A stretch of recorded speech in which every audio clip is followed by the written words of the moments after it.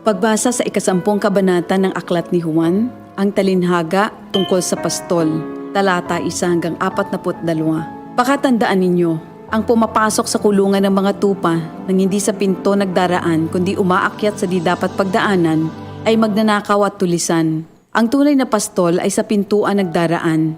Pinapapasok siya ng gwardya at pinapakinggan ng mga tupa ang kanyang tinig. Tinatawag niya ang kanyang mga tupa sa kanilang pangalan at inilalabas sa kulungan. Kapag nailabas na, siya'y nangunguna sa kanila at sumusunod naman ang mga ito sapagkat kilala nila ang kanyang tinig. Hindi siya sumusunod sa iba kundi patakbong lumalayo sapagkat hindi nila kilala ang tinig ng iba. Sinabi ni Jesus, ang talinhagang ito, ngunit hindi nila nauunawaan ang ibig niyang sabihin. Kaya't muling sinabi ni Jesus, pakatandaan nyo, ako nga ang pintuang dinaraanan ng mga tupa. Ang mga nauna sa akin ay mga magnanakaw at mga tulisan, ngunit hindi sila pinapakinggan ng mga tupa. Ako ang pintuan.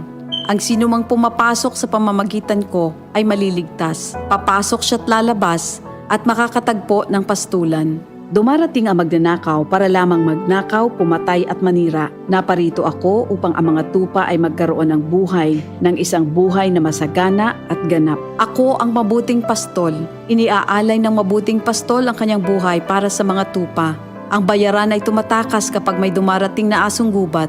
Iniiwan niya ang mga tupa palibhas ay hindi siya pastol at hindi kanya ang mga ito. Kaya't sinusunggaban ng asong gubat ang mga ito at binubulabog. Tumatakas siya palibhas ay bayaran lamang at walang malasakit sa mga tupa. Ako nga ang mabuting pastol. Kung paanong kilala ako ng Ama at siya kilala ko, gayon din naman kilala ko ang aking mga tupa at ako'y kilala nila. At iniaalay ko ang aking buhay para sa aking mga tupa. Mayroon akong iba pang mga tupa na wala pa sa kulungang ito. Kinakailangan sila'y ipasok ko rin at papakinggan naman nila ang aking tinig. Sa gayon magiging isa na lamang ang kawan at isa ang pastol. Dahil dito'y minamahal ako ng Ama sapagkat iniaalay ko ang aking buhay upang ito'y kunin kong muli. Walang makakakuha ng aking buhay kusa ko itong ibinibigay. Mayroon akong kapangyarihang ibigay ito at kuning muli. Ito ang utos na tinanggap ko sa aking Ama. Dahil sa mga pananalitang ito, hindi na naman nagkaisa ng palagay ang mga Hudyo. Marami sa kanila nagsabi, talagang sinasapian na ito ng demonyo at nababaliw. Bakit ba kayo nakikinig sa kanya? Sinabi naman ng iba, hindi nakakapagsalita ng gano'n ng isang sinasapian ng demonyo. Nakakapagpagaling ba ng bulag ang demonyo? Taglamig na noon at kasalukuyang ipinagdiriwang sa Jerusalem ang pista ng pagtatalaga ng templo. At habang naglalakad si Jesus sa templo, sa portiko ni Solomon, pinaligiran siya ng mga Hudyo at sinabi sa kanya, hanggang kailan mo ba kami ilalagay sa alanganin? Kung ikaw nga ang Kristo, sabihin mo na ng tuwiran. At sumagot si Jesus, sinabi ko na sa inyo, ngunit ayaw ninyong maniwala. Ang mga ginagawa ko sa pangalan ng aking Ama ay nagpapatotoo tungkol sa akin. Ngunit ayaw ninyong maniwala sapagkat hindi kayo kabilang sa aking mga tupa. Nakikinig sa akin ang aking mga tupa. Nakikilala ko sila. Sumusunod sila sa akin. Binibigyan ko sila ng buhay na walang hanggan. Kailan may hindi sila mapapahamak at hindi sila maaagaw sa akin ninuman. Ang aking Ama na siyang nagbigay sa kanila, sa akin, ay lalong dakila sa lahat at hindi sila maaagaw ninuman sa aking Ama. Ako at ang Ama ay iisa. Ang mga pinuno ng mga Hudyo muling dumampot ng bato upang batuhin siya.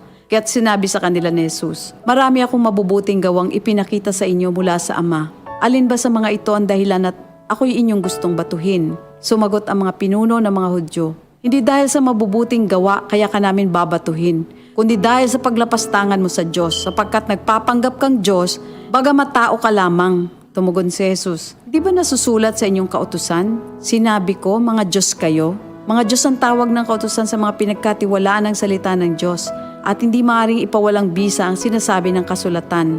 Ako'y pinili at isinugo ng Ama. Paano ninyo ngayon masasabing nilalapastangan ko ang Diyos? Dahil sa sinasabi kong ako ang anak ng Diyos? Kung hindi ko ginagawa ang mga pinapagawa ng aking Ama, huwag niyo akong paniwalaan. Ngunit kung ang ginagawa ko ay ang mga ito, paniwalaan ninyo ang aking mga gawa kung ayaw ninyong maniwala sa akin. Sa gayon matitiyak ninyong nasa akin ang Ama at ako'y nasa Kanya. Kaya tinangka naman nilang dakpin si Jesus, ngunit siya'y nakaalis. Muling pumunta si Jesus sa ibayo ng Jordan sa pook na dating pinagbautismohan ni Juan. Habang naroroon siya'y maraming lumalapit sa kanya. Sinasabi nila, si Juan ay walang ginawang himala, ngunit totoo ang lahat ng sinabi niya tungkol sa taong ito. at doon maraming sumampalataya kay Jesus. Ito ang salita ng Diyos. DCXL News, ang himpilan ng RMN.